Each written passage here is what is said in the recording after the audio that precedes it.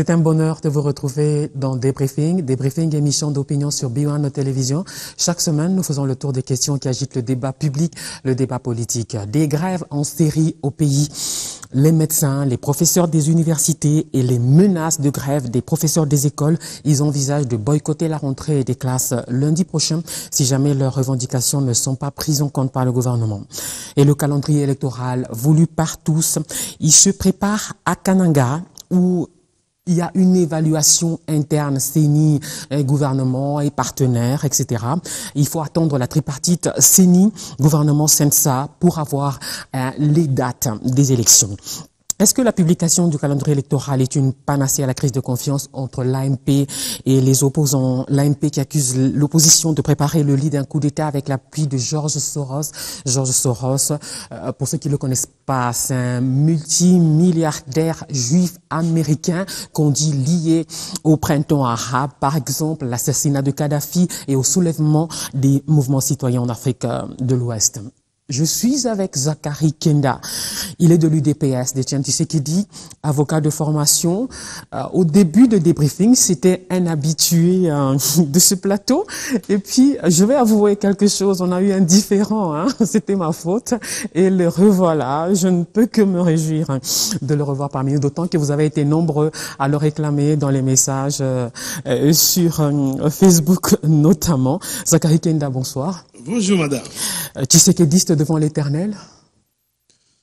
Oui, en tant qu'humain. C'est repose. Guy Momat, il est de la diaspora congolaise unifiée. Il était avec nous la semaine dernière.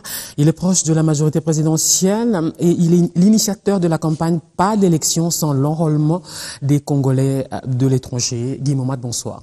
Bonsoir Madame Emina et surtout merci pour ces demandes du grand public pour me revoir une fois de plus sur ce plateau. Alors, on n'en a pas encore fini avec ce que le public demande. Ma première question, en fait, je vais la tirer de la série de questions que j'ai reçues sur mon Facebook.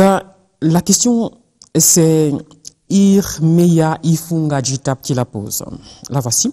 Pourquoi la majorité présidentielle pense que sans la personne de Kabila à la tête du pays, la RDC ne sera pas souveraine, unie et indivisible quand ils affirment la main noire d'un certain George Soros pour la balkanisation du Congo et combien de pays il a balkanisé en Afrique? C'est ça sa première question. Ensuite, on passera à la deuxième. Guy Momat, la réponse.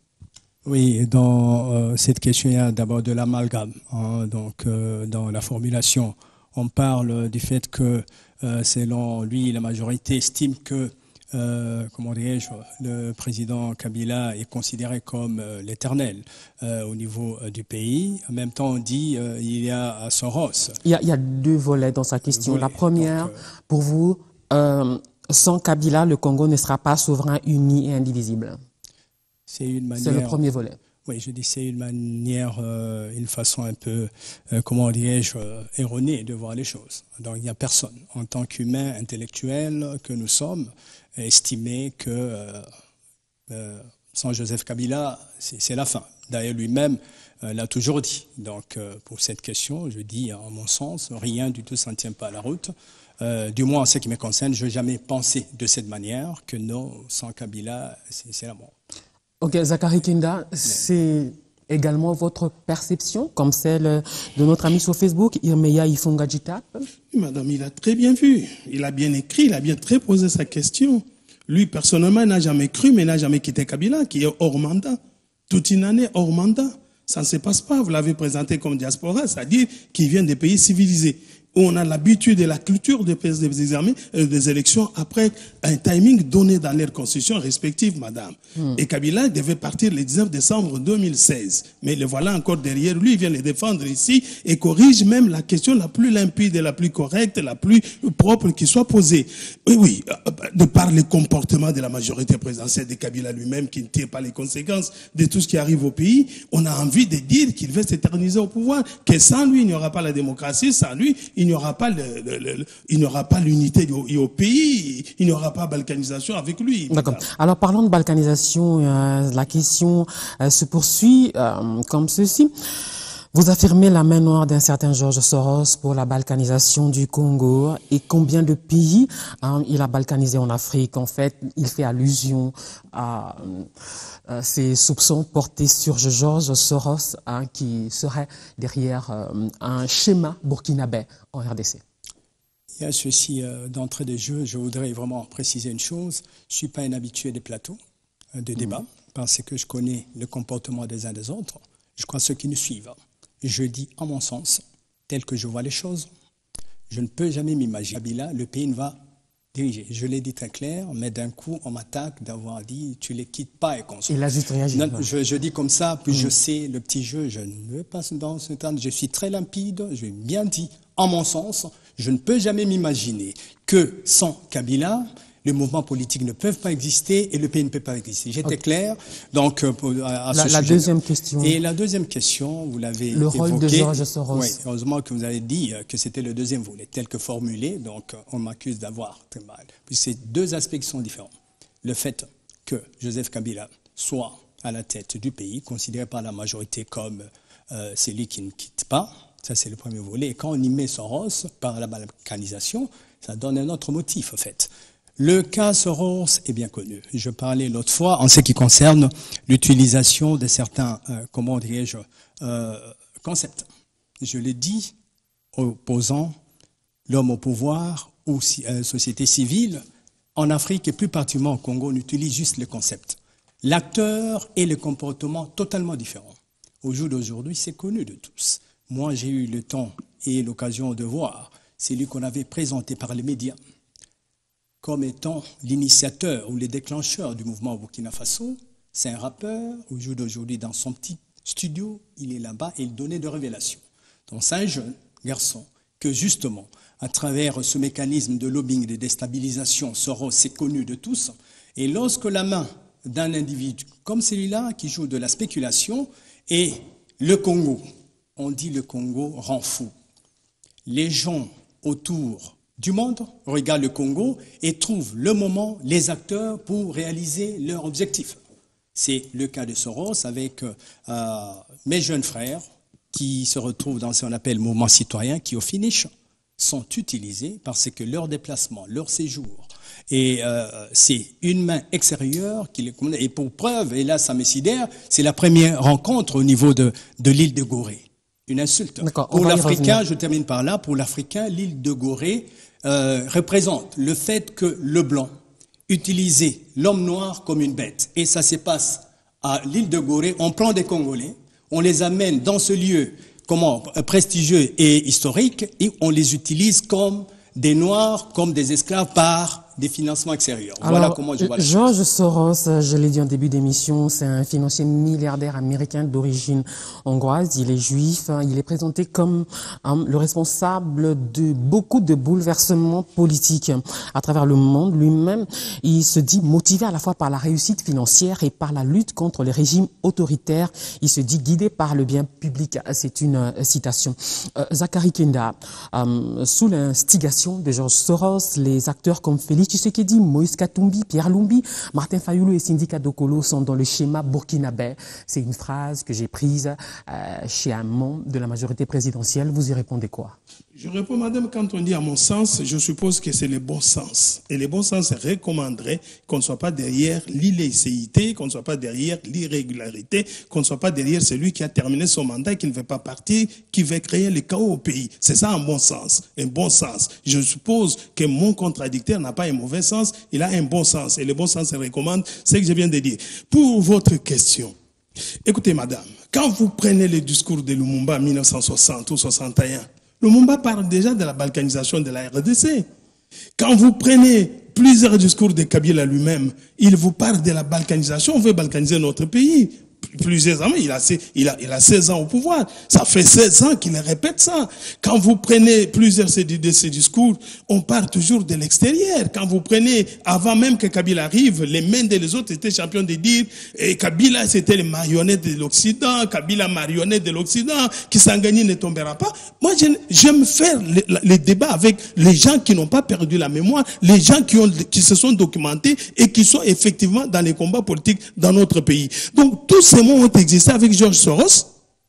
Toutes ces inquiétudes, tous ces combats, il y a eu même une chaîne que je ne veux pas citer ici, qui s'était illustrée, une chaîne championne dans la défense de la balkanisation de notre République. Alors, quand on dénonce Gorée, par exemple. Mais on a dénoncé Gorée, c'est dans leur habitude. Quand chaque pouvoir, chaque régime qui arrive toujours à sa fin, a même perdu une souris, a même perdu une moustique. Il suffit que la moustique passe à son oreille, il croit que c'est le coup d'État, il croit que c'est la manifestation de la rue, il croit qu'on vient me taquiner, on vient me chasser sur le pouvoir. Non, madame. Et dernièrement, le 18 août à Paris, les associations et mouvements citoyens qui ont signé ce manifeste du citoyen congolais. Mais on s'organise, madame. Toutes ces associations n'ont pas écrit la Constitution. La Constitution sur laquelle on fonde la présence de Kabila aujourd'hui sur l'article 70. Madame, je ne réponds à aucune des questions. Il faudrait qu'elle réponde. On soupçonne le financement de Georges Soros. Non, les soupçons, c'est pas ça aujourd'hui. Je viens de vous dire, Kabila qui est au pouvoir là avec son père, lorsqu'ils avançaient pour chasser Mobutu, on les traitait de marionnettes.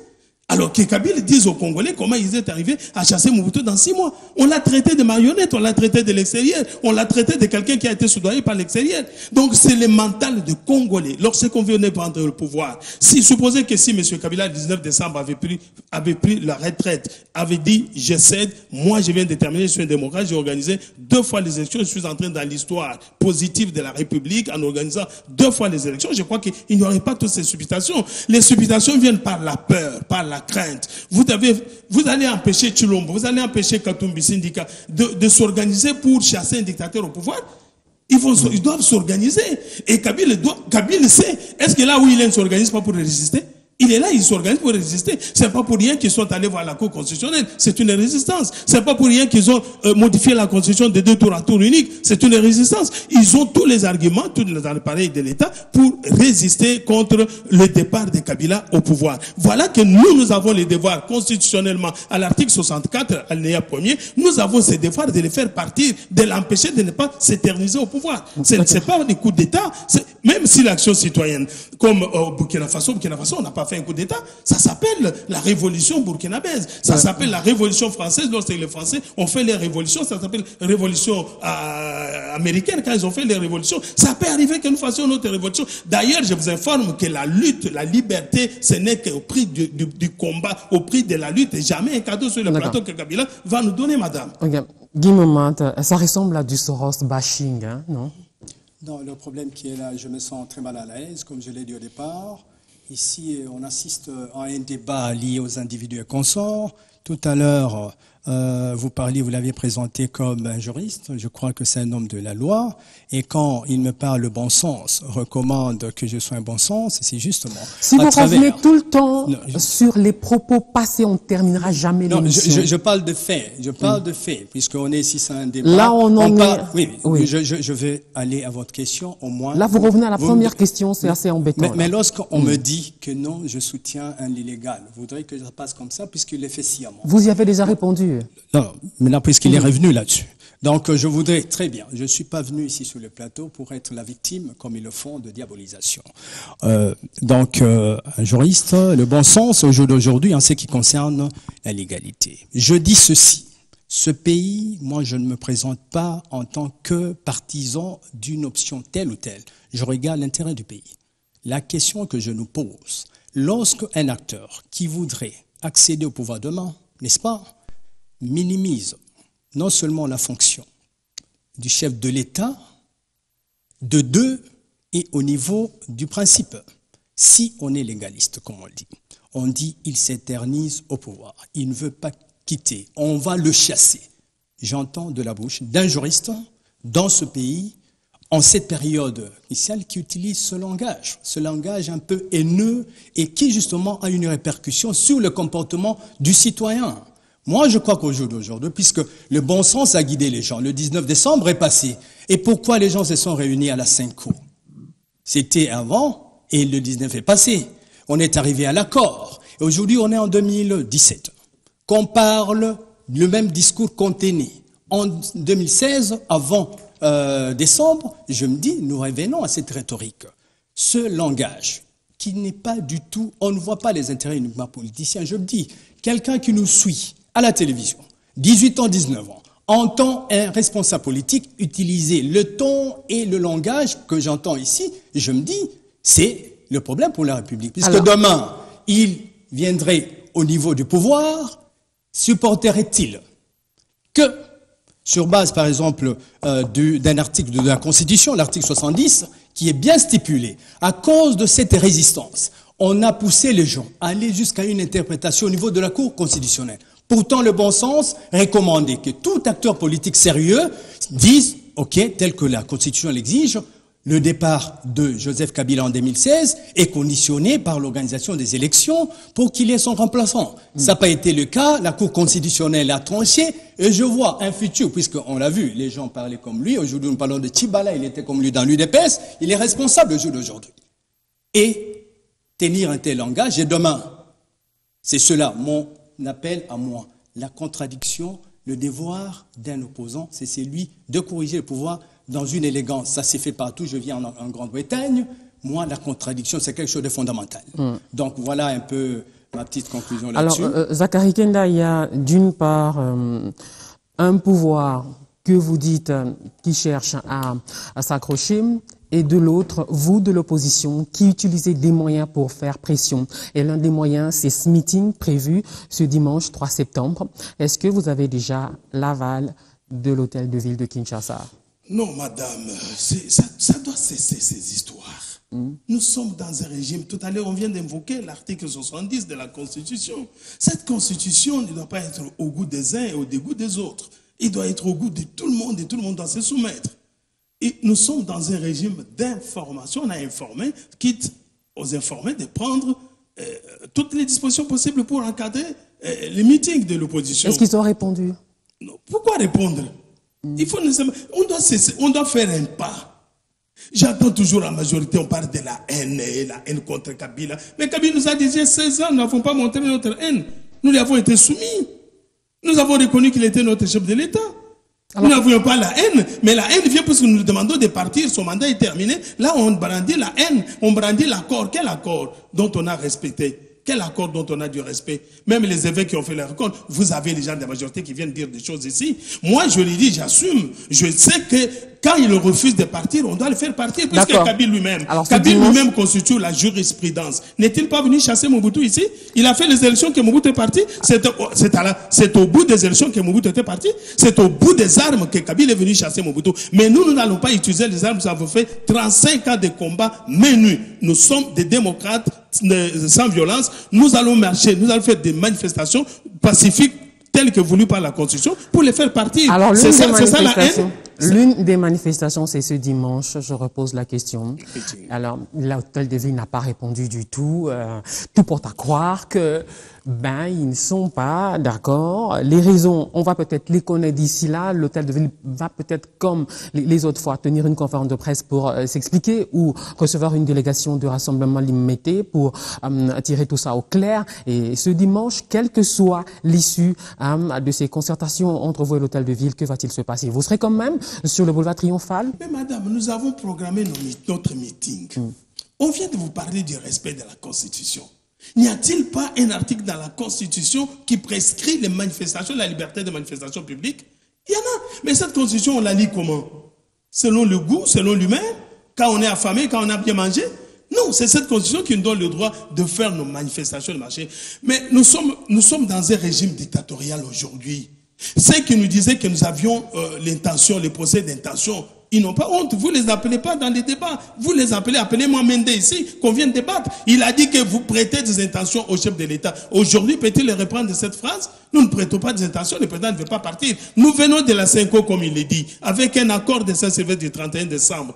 Et c'est ce qu'ils ont fait aujourd'hui. Maintenant, si Tchibala a bien fait, est-ce qu'il pouvait se moquer de lui? En donnant l'exemple de Tchibala, il se moque de Tchibala. Puisque Tchibala parlait comme moi, et aujourd'hui qu'il ne parle pas comme moi, il est devenu ridicule. C'est ce qu'il voudrait dire. Et c'est pour vous dire qu'ils n'ont pas respecté ces accords. Il est pris dans son propre piège. Ils n'ont pas respecté les accords. S'ils avaient respecté les accords, Tchibala ne serait pas Premier ministre.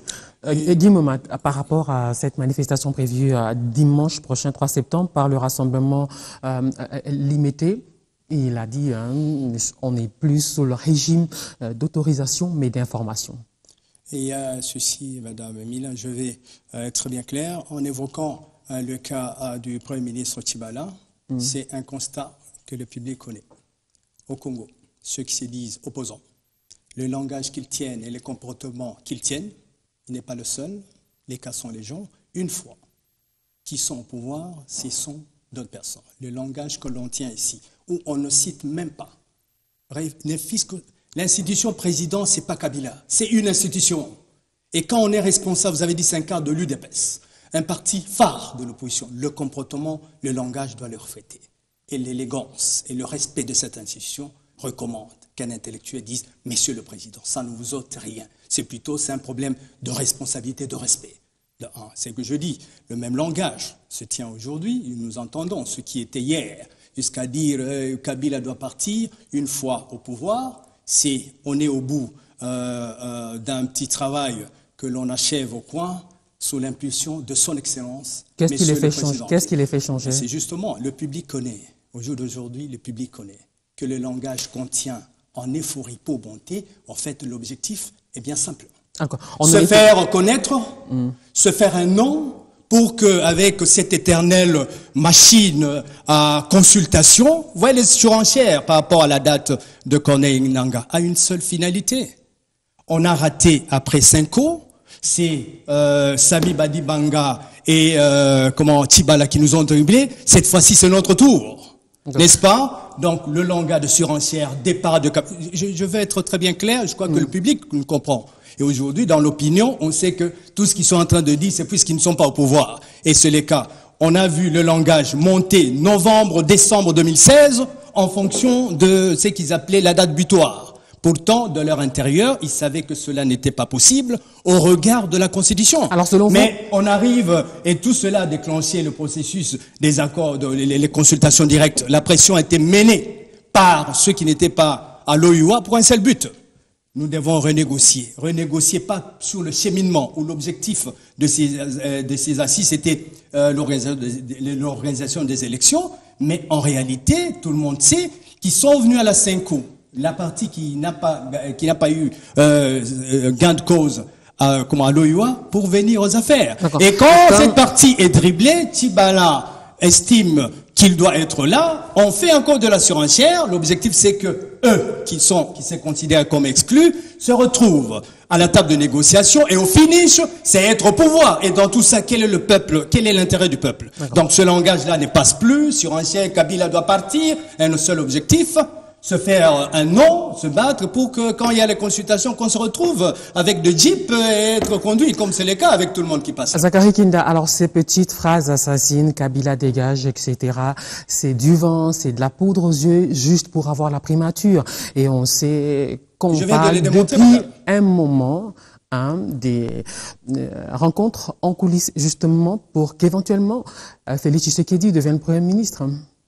Oui, madame, je crois que je suis en train de découvrir petit à petit mon interlocuteur qui s'est présenté autrement, alors qu'il est dedans dans le PPRD ou dans la majorité présidentielle. Tu peux le vérifier, je le suis pas. S'il vous plaît. Je suis pas un malhonnête. Je suis convaincu que la diaspora est en train de le suivre. Qu'est-ce qui se cache derrière cette pression? Non, mais madame, je voudrais redire une chose.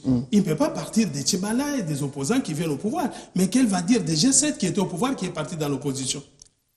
Comment il va répondre? Comment va-t-il réagir? Ou on vient apprendre la politique ici, ou on n'a pas appris la politique, on vient l'apprendre sur le plateau, madame. Il faut dire des choses et sachez avec qui vous débattez. Mais ceux qui ont quitté le pouvoir, les Katumbi, qui étaient les mieux assis, qui a même fait asseoir le pouvoir de Kabila au Katanga. Comment va-t-il... Non, madame, c'est très important. Comment va-t-il réagir, ces gens-là qui ont quitté le pouvoir et qui ont rejoint l'opposition? Et quand l'opposition qui va là-bas, c'est du vent? Non, monsieur. La diaspora, j'ai dit, elle vous suit. Je suis connu vous avez dit une chose qui Zachary Kinda. J'ai terminé, madame, par là, s'il vous plaît. Vous allez dire que pendant 16 ans, Kabila n'était pas mon président de la République? C'est ce que vous voulez insinuer? Si je l'appelle Kabila, vous êtes diaspora, et là vous venez, je ne sais pas, en France où on appelle Sarkozy, on appelle Macron, on appelle Obama, on appelle Trump. Ils sont moins présidents que Kabila? Ou ceux-là qu'ils appellent sont plus humains que moi? En l'appelant Kabila, c'est-à-dire qu'il n'est pas mon président, qui n'est pas respecté? Voilà les termes de flatterie, madame, qui font que quelqu'un au pouvoir s'enorgueillisse Et il se considère comme étant plus près de Dieu. Or, le président Tshisekedi a dit, le président de la République, c'est le peuple qui le met là où il est. Ne pensez pas qu'il est devenu petit Dieu ou qu'il est à côté de Dieu. C'est vous qui l'avez mis là-bas et c'est vous qui pouvez le faire partir de là. Donc, appelez M. Kabila, je t'apprends, ce n'est pas le minimiser. Il ne va pas dire que Maître Kenda n'est pas congolais, je n'ai pas été son président. Alors, voulez-vous que je pose une question pour vous relancer? Madame. Cette primature convoitée par beaucoup, il y a eu Sami Badibanga, Bruno Tshibala, le prochain c'est peut-être Félix Tshisekedi. Félix Tshisekedi est-il toujours candidat Premier ministre ou pas? C'est une question ouverte. Hein?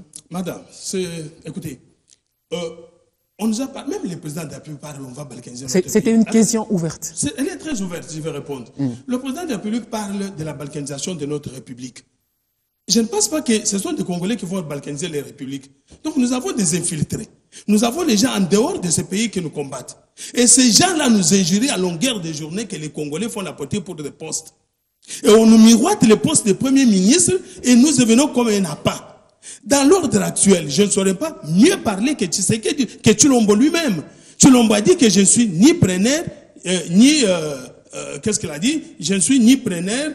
il a dit encore, il a utilisé une autre expression comme ça. Tshilombo a dit qu'il n'est pas intéressé par cette primature. Il a dit plusieurs fois. Vous voulez que moi je dise d'une autre manière que plus que lui il a dit c'est très fort. Il a dit qu'il n'était pas intéressé. Si c'est sa personne même qui gênait, il aimerait que quelqu'un d'autre prenne. Mais nous avons démontré que Kabila est arrivé à la limite de sa bonne foi. On ne peut pas continuer à négocier avec quelqu'un qui ne sait pas respecter sa propre parole. Lui-même a dit que si vous ne respectez pas ma parole, si vous ne croyez pas à ma parole, croyez au moins à mes œuvres. Les œuvres, c'est cette démocratie qu'il a tenté de nous donner. Ce sont ces élections multipartites qu'il a voulu nous donner, qu'il est en train de détruire. Donc, le poste de Premier ministre n'est pas un apanage à soi. Ce n'est même pas une solution au problème puisque nous avions un grand leader dans ce pays qui a été Premier ministre mais qui n'a pas laissé les dictateurs partir. Et il a fallu que les armes viennent pour les défaire. Il nous reste 10 minutes, on va parler de ces grèves que j'ai annoncées au sommaire. Les médecins, les professeurs des universités. La rentrée des classes, c'est lundi prochain.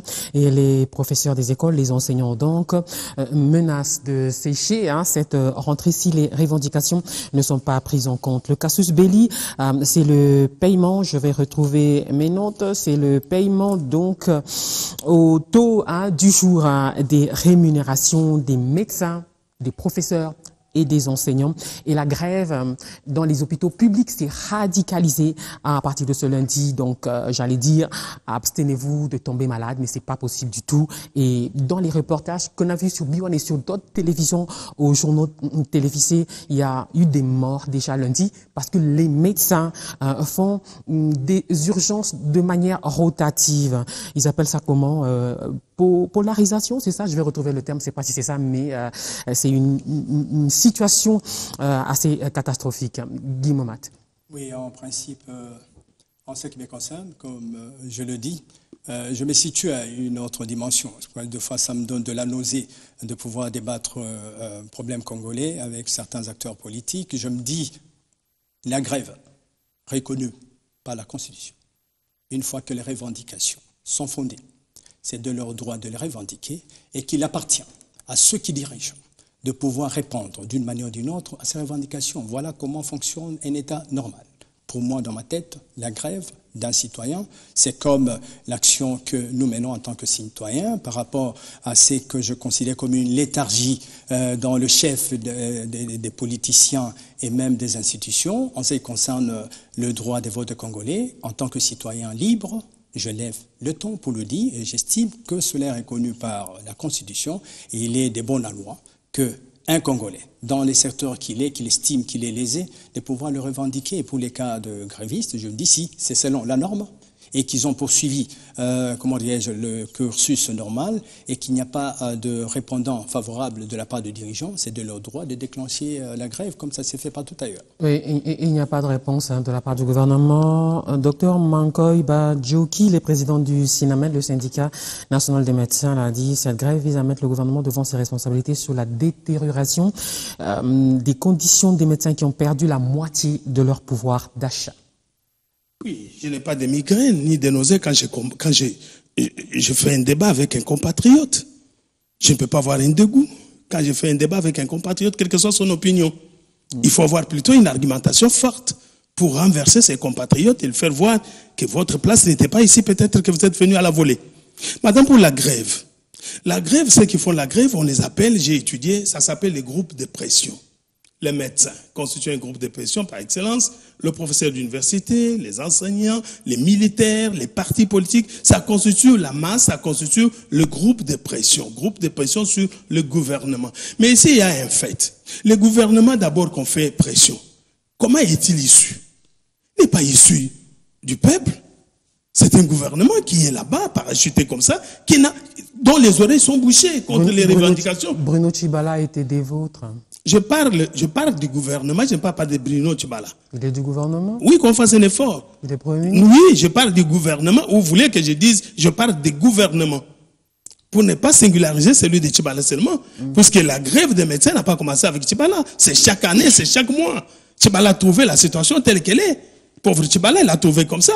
Donc, c'est quand vous allez aux élections, et que les élections sont biaisées, et qu'on n'a pas respecté les résultats des urnes, madame, des conséquences comme ça arrive. Même dans des pays où on respecte les élections, et quand des situations comme ça arrivent, madame, rapidement, puisque vous avez un devoir vis-à-vis de celui qui vous a élu, rapidement on trouve des solutions. Mais vous verrez qu'ils vont faire ces grèves ici, des semaines, 2 mois entiers, sans qu'on réponde, et ils vont reprendre d'eux-mêmes. Deuxièmement, mais ceux qui font des grèves, ils demandent leur salaire indexé au taux du budget, de 14-20.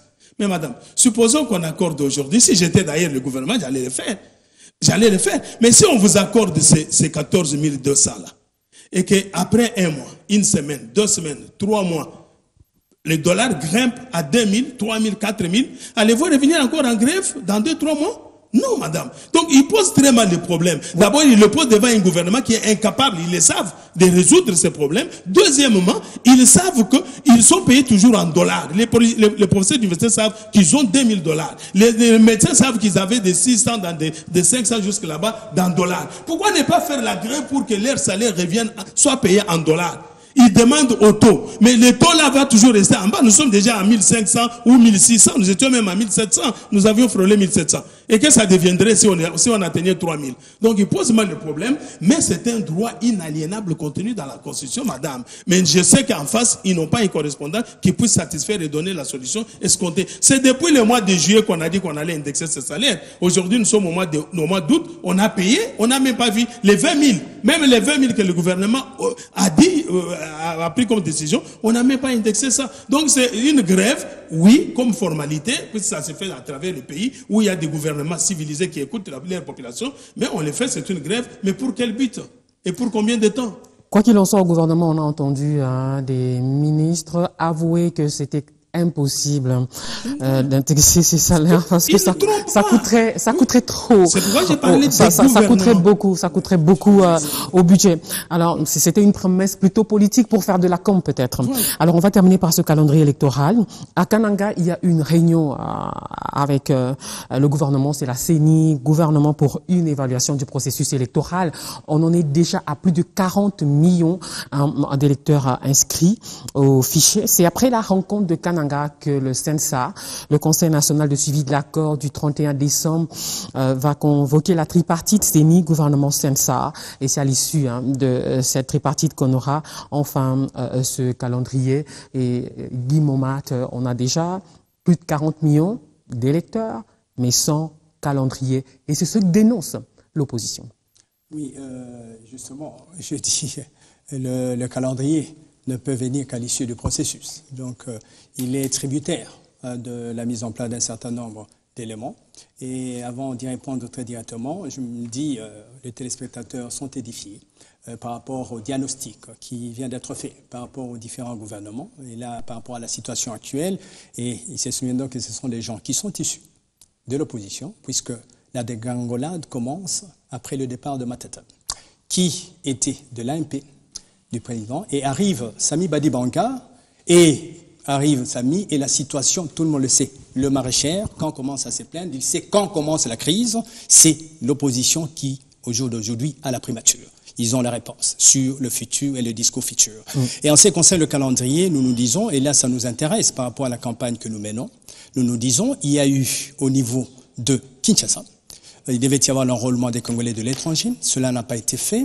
Il y a Kananga et nous estimons, en ce qui nous concerne, que ce droit inaliénable de la Constitution doit être pris en compte. C'est ainsi que nous sommes intéressés par rapport à ces calendriers qui sera justement tributaire du fait que l'enrôlement des Congolais de l'étranger, ils seront inclus. Donc voilà ma petite conclusion. Je le souhaite très vivement et à ce que la CENI puisse faire diligence afin de préciser les dates du début d'enrôlement des Congolais de l'étranger qui sont des milliers, qui ont le même droit, au même titre que ceux qui sont à l'intérieur, de pouvoir influer sur le choix du futur président, d'autant plus que, pour cette fois, ils ne votent que le président de la République. Donc, ils doivent avoir cette possibilité, leur reconnue par la loi électorale, la loi sur l'identification et l'enrôlement des Congolais de l'étranger et par la Constitution.